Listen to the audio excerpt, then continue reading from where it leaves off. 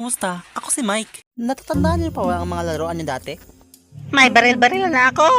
Ito yung madalas laruan namin sa probinsya dahil malayo kami sa syudad. Kumbaga, para-paraan talaga para makagawa lang ng laruan. May laruan din ba kayo na tulad nito dati? Katulad nito ng Beyblade pero mas astig. Isa ka rin ba sa kumukuha ng baga ng apoy para gawing laruan na mukhang trambutso ng sasakyan? Na kapag binalisan mo itakbo ay lalakas din ang usok nito na para talagang turbo. O di kaya ito, di ko alam kung anong tawag dito pero masaya ako habang nilalaro ito dati. Dati, kumukuha kami ng dahon ng saging at yung pinakapuno nun, ginagawa namin ng baril-barilan. May baril-baril na ako. O di kaya gumagawa kami ng mga paper doll na kakalasikong babae. Dati rin, kumukuha kami ng dahon ng gabi at ginagawa namin yung manok.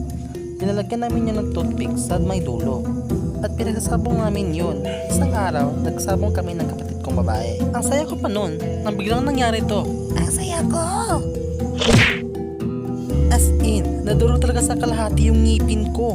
Di ko alam na ako palang inilagay niya sa kanya, samantalang toothpick lang yung sa akin. Di pa nga ako makakain ng maayos nun kasi ang giliw niya sa pakiramdam. Kung ang mga kabataan ngayon ay mayroong mga remote control ng mga sasakyan, kami noon, kumukuha lang kami ng lumang CD at saka ng kawayan.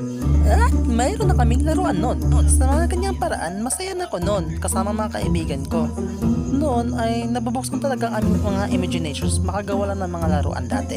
Isa yon sa mga magagandang alaala ng kabataan ko dati. Ang maganda pa to, nagkakaroon ka talaga ng mga kaibigan. Mga totoong kaibigan.